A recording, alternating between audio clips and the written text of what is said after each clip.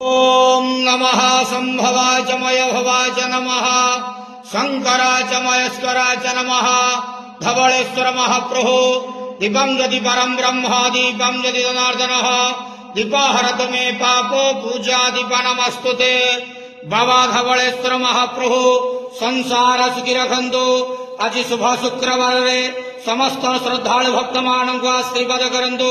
समस्त श्रद्धालु भक्त मानकर मनस्कामना पूर्ण करंतु कर्म क्षेत्र उन्नति करंतु ग्रह रिष्ट खंडन करंतु जगतर मंगल करंतु विश्वर कल्याण करंतु आपणकर नाम प्रकाश करंतु सेवकर डाक श्रवण करंतु समस्त अगुआवसा भक्त मानकर मनस्कामना पूर्ण करंतु महाप्रभु धवलेश्वराय नमो नमः संसार सुखी रखंतु नंद गवार हरि बोलो आज शुभ शुक्रवार